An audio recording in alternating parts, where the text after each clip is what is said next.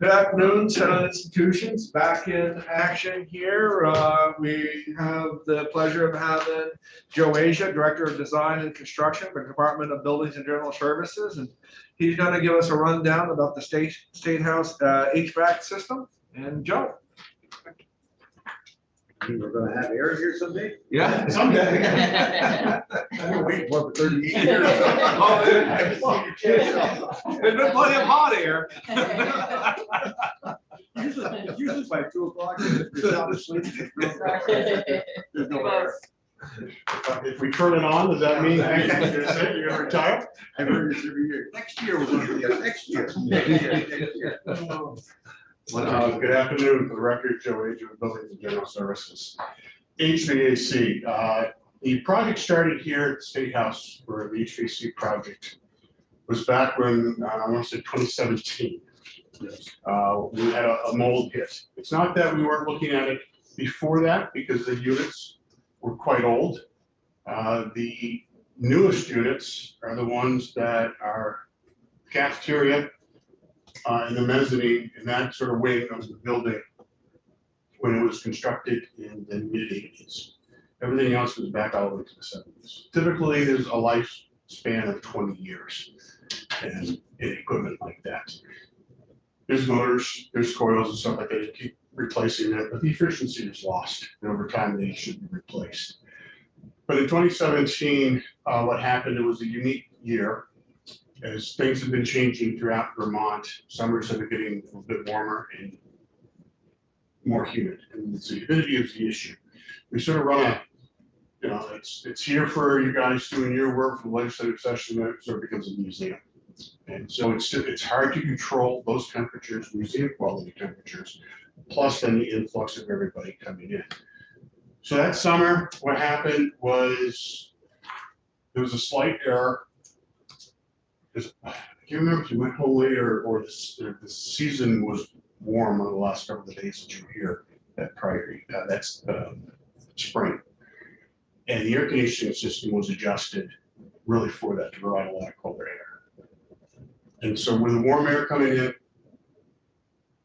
what happened is just like if you had a drip during the summertime and it condensates, that's what was happening here and what was growing. Because it grew quite well, yes. And the problem being is there's no way to dehumidify the air without a heat source. We do not have a heat source. From the State House, the heat source is the heat plant across the street behind 120 State Street where DMV is. And that only provides steam to this building from September till April. Sometimes into June, when it gets real cold, we can run really that long.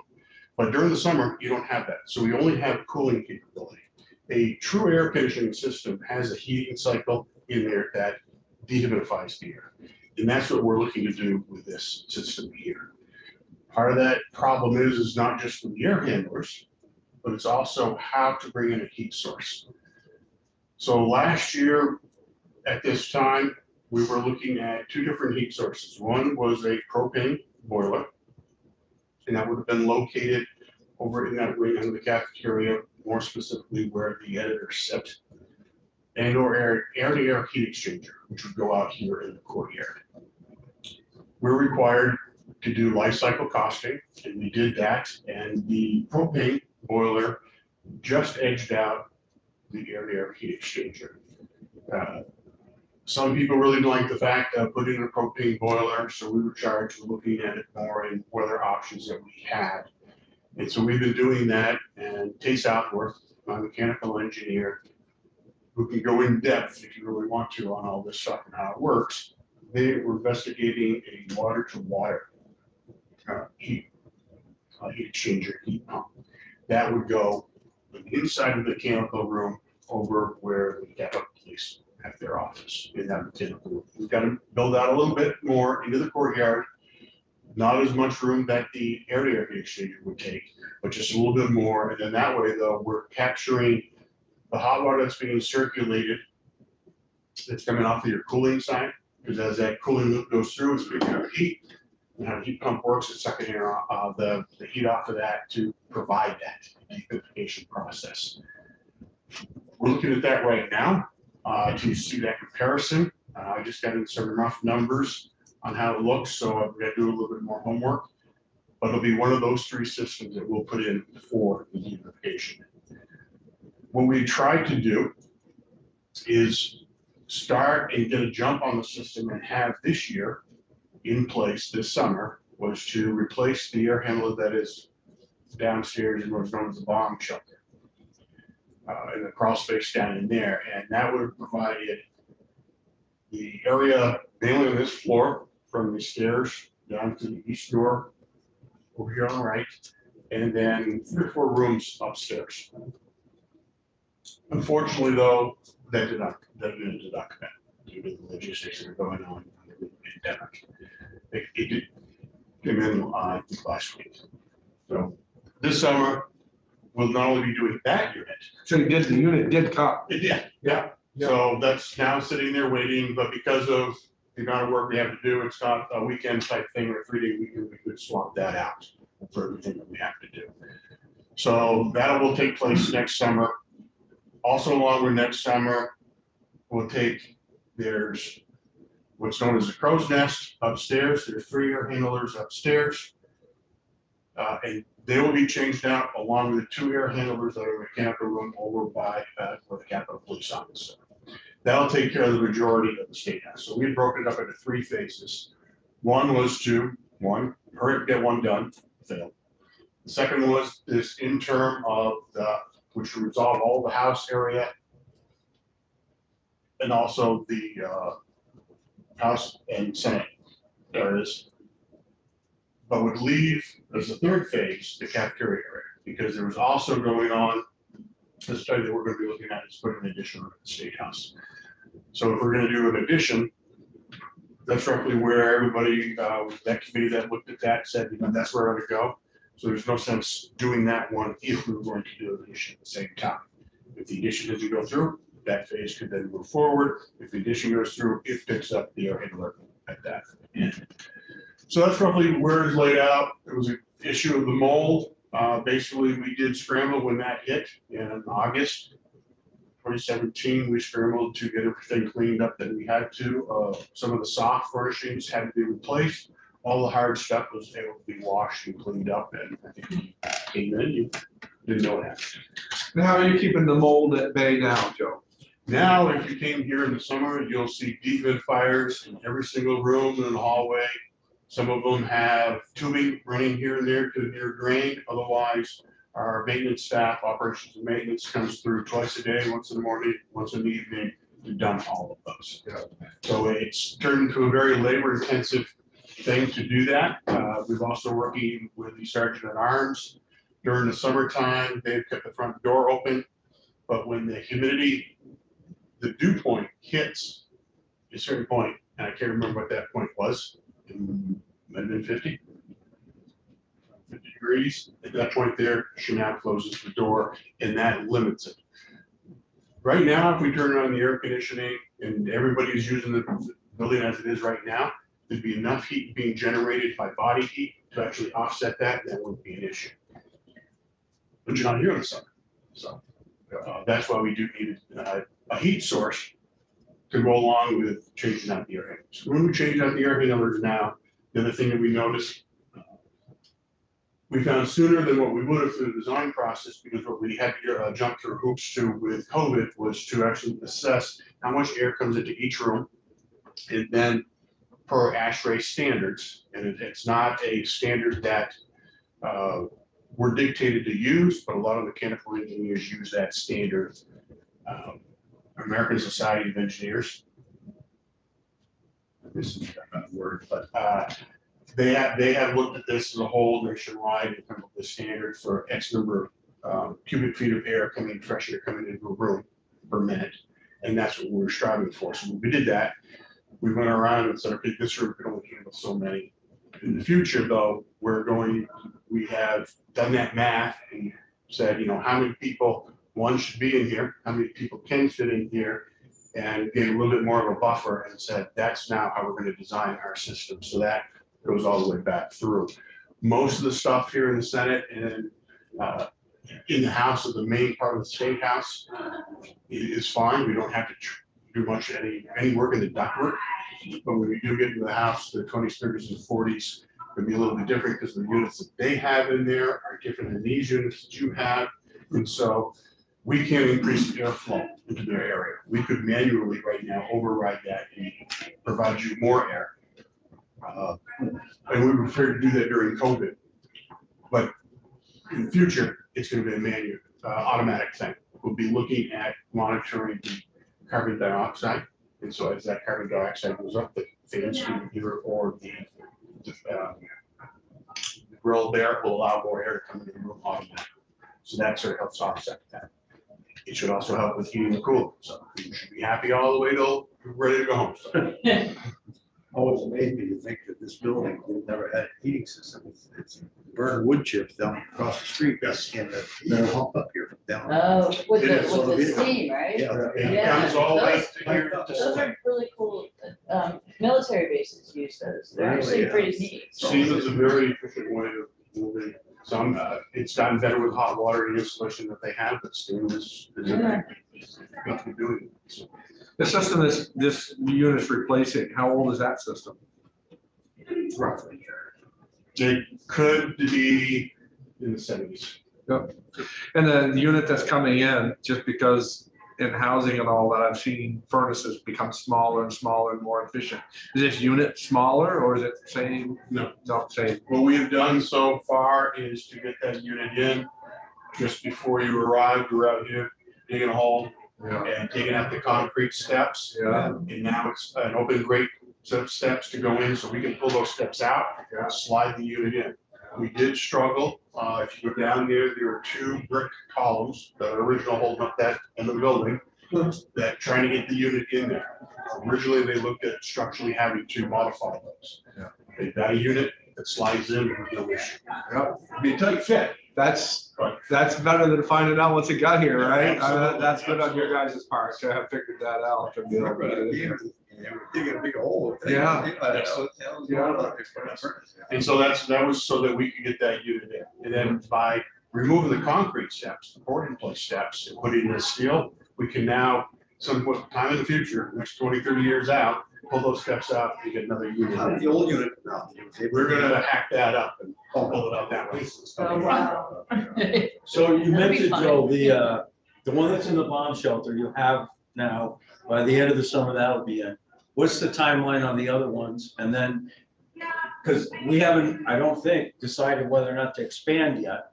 Right. So that's like maybe 2 or 3 years out, or what are we looking at for time? I don't know because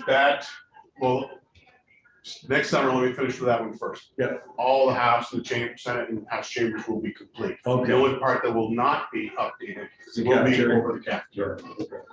And that's performing okay for right now? Oh, yes, it is. Yeah. Yes. There is, at times, because if you go back in the day, there was smoking allowed in the building, but the smoking area was the area where some of the lobbyists would press it in that area. There is no air going into that area. So there's thought of maybe taking down some of the glass walls to allow that air to provide better airflow. Keeps the doors open up there certainly helps. But it's adequate, it's just not, dehumidification, all that we don't have. Yeah. We had no mold up in the cafeteria area. When I served in the House, 3 or 4 of the members all smoked cigars, pipes. Wow. Oh, yeah. That room would get so smoky, I never smoked. You couldn't breathe in there, and then I'd say something, like, hey, they had their cigars, even in the chamber, they had the spittoons. Yeah, they have some too. Oh. Oh, yeah. And, that was the thing back then, but those rooms, you take a room like this, and 3 or 4 people smoking. Yeah, no, you know, it's and, not. oh my God. Especially like a piper cigar. I they give know. them a smoke. I know. So this is totally off the HVAC system, but the other day when I'm sitting in the cafeteria, there's mold on the outside of the building on that. I don't know what direction. It's the one that's looking out. Towards the speaker. Yeah. Right. Yeah. And I didn't know if that's a new thing. Outside? Yeah, no, it's all outside. I never saw it. You have to go look. Yeah. It's pretty noticeable. It's green. I assume it's mold. I don't know. Maybe it just needs to be. I like Milton, mold's bad, building's okay. Right, right. Yeah. I've had a mold Yeah, building. imagine it doesn't get a lot of sun in there. And that's probably it, that's on that north face and the dampness with that whole ledge and the side bank right there, that very well could be it. Years ago, oh, geez, Or good. moss. Yeah, Very thin moss. moss. I like that. Yeah, Moss is real good. yeah. Keeps the building cool on Put that that on my side. toast. I think it's fair to say that the senators that went on the tour were. Yeah, impressed we with liked what It they was saw. a great tour, Right. yes. It's very interesting sometimes to see, you know, how the inner workings. I've been here 8 years and I never knew any of that stuff was there. I mean, why, just don't pay attention, I guess. We're gonna feed you into the room, what's behind a closed door, so. To answer your other question on the addition portion is, we've been chasing around to get a request for proposal out on the street. We finally got it out with, as we're going through it, because it's being paid with ARPA funds. Some of that stuff that was changing during the whole process of trying to get it out on the street. And we finally have got bids back. We had made a selection. We've just not finished the contract yet. So we're still in that contract negotiation phase where I can't talk anything more about that. The addition of building. To assess that. So part Oh, of that. I was gonna say, you got a contract. No, I would have liked to have had it. 30 million, wasn't it, or something? It could be as high as that for the, it's large as that they were looking at. So if you weren't aware what they were looking to do, that came out of that summer committee, was to do an addition when that cafeteria floor, whole floor was built. It was built on top of Right. where the mezzanine ledge council sits. And for, I forget the year that was a boiler house originally, an air handling unit for the main building that the was constructed. They, in the 80s, mid to late 80s, they put a whole floor on top of that. That link that comes in by the house chambers in the 30s. Theoretically, it was designed to put another story on. Right. Whether or not, when you go through the process after it's designed, and it was in there, and this is when I really first started with buildings, I didn't pay attention enough that if we were cost overrun, well, it could be that, you can save cost by downsizing some of your steel sites. Whether that was done or not, no idea. We would still have to evaluate it because of the age of that 40 years. And then also code has changed since then. So there's earthquake codes now that we have to follow a little bit more. It can all be overcome if that's how it really works. But out of that summer committee, what was decided was to look at another floor, moving the cafeteria up to that upper floor, and then that where the cafeteria is now to make those task committee rooms. Task committee rooms? For the house committee rooms, Okay. in that area of where the cafeteria is. right Okay. now. The speaker's office and all that potentially would stay there. Back also in 90s, early 2000s, there was another design for a larger addition done that would have gone right by here a little bit. And that was in the $20 million range. That's what they're looking at now is, it could be a sizable addition if they go that large. The RFP isn't structured that way because of the way ARPA was looked at and said the language that came out of the final ARPA documents was about you can't do an addition. So what we're looking at is, okay, I can't do an addition, but how do I get there? Yeah. So I can assess the issues that we have. So last year, the year before, legislative lounge was also used as a committee room. Right now, room 9, 10, and 11 are committee rooms. Yeah. And so right now, could you look at the way it's spread out? Well, you need at least 3. Year before, 4. So the RFP is structured so that you evaluate everybody. So, is this committee room large enough for this committee? If so, okay, move on to the next room, evaluate that. If not, can that committee go here instead? If everybody doesn't fit, well, let me back up. Can we still use room 9, 10, and 11 as they are? 11 is a little bit large, but it could be divided. How does that work? Well, then there's no large room for to meet potentially for public hearing. So we only need one area for that. Could the cafeteria be used? Go through that whole rendition and go, okay, no, I might only need 4 or 5 committee rooms. And then what would happen with the house in the 30s and 40s. And there's been talk of, in the 30s, there's 3 rooms on each side of the hallway, taking that middle one out and enlarging those, and then you would need more space. So it looks at all of that to get to, in the end, there may or may not be a need for an addition, but that's what this RFP that we're working on right now. So they're looking, okay, that makes sense. So they're looking at using, reimagining the Yes. space that's already here and see if they could do it. It was the only way, strictly looking at the language that came out of ARPA, that it states you cannot just have an addition. But it's worth evaluating. French Freeman did 4 years ago, did a study and did roughly that and said, yes, you need another addition out here. They were a little bit more grandiose. I forget some of the offices or something like that down in here. So, and they intermixed the Senate and the House up on the addition and whatnot. And it was something that they looked at, but it was, I think it was the first year of COVID. It wasn't looked at well as that's the way that it should move forward, but there was that talk of, maybe we do need more room, and that's why we're doing this proposal. There was also a discussion of the cafeteria not being in the building at all, it being across the street, down here in the pavilion or somewhere, at the cafeteria. And you could order your food or whatever, they could bring it up, so you could do away with the cafeteria in this building. That was one proposal they talked about. They did, and didn't make it into the proposal, in the RFP to be looked at, but that is an easy one to, I think the thing to do would sort of be somewhat of a poll to really evaluate that. Everything has a conversation to it, naturally. It's, they said they'd have something for coffee and stuff, but other than food, you go down here, have it brought up here, and they have a lunch place to distribute the food, whatever you order. So that was a thought for some savings, I know.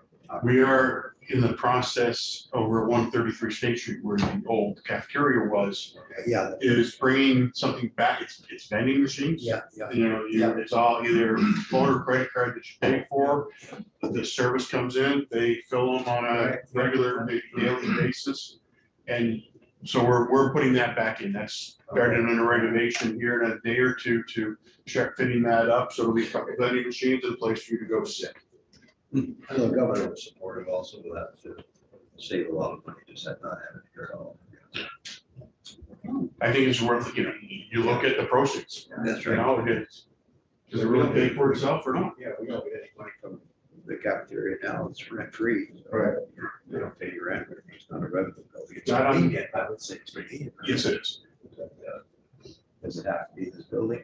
That's no discussion. So every time you vote, because this legislature has to vote on it, you're talking, how you gonna pay back $25 million or $30 million? I mean, it's money. And, the public is not gonna go over well if you put $30 million into your facilities, if you can do without it. Like you said, you got some good ideas, take another rooms. Bobby Star, we get a different room. No, we're sharing education. Oh, so you So it's split. slightly bigger. Okay. But he's out of the little cold area. It's still there. Yeah. But it's not a committee room anymore. Yeah. Yeah, like these committee rooms only use half a day. Right. Over here. I mean, maybe there's gonna be a time where they use this as a morning committee too. I mean, that's. Back in the 80s, I don't know when there was a switch, but in the 80s it was that way. They were doubled up for I don't know how many. Yeah, it's inconvenient because you gotta take your stuff with you and Right. everything, but I mean, let's face it, this room was empty till 1 o'clock every day. The morning committee, it's used till noon. That's it. Afternoon, it's empty, so. I'm impartial, so. No, there's a lot of topic for discussion because the House stays all one day in one committee. Well, that's different here. Yeah, I don't know what they said. No, I mean, I was in the House, I said, all day on one committee. Oh my God, that's a long day. That's why they really nickel and dime everything, but they got all this time to spend. You spend all day in one committee. Wow. I started there at 8:30, had a 1 hour break in between noon, that was it. Wow. And then came back at 1. You bailed me out. And Senator Harrison, forgive me for asking, but were you were you a house member first? No. Or so you're it's not. brand, so you're never in the house, yeah. Yes. I think what you're gonna be amazed on how much they tear this bill apart. You're gonna be just amazed at things that you'll talk about. We'll have, you'll just be amazed on the stuff that they get to and the arguments they get into over something with no disrespect at all, over something we solve in 10 seconds, where they'll spend a day on it. It's unbelievable. And it's their process. And I'm somewhat Well, they gotta have thankful. something to do. Well, and I'm somewhat thankful that it's their process, because they do flesh out a lot of, stuff that probably that we are not going to.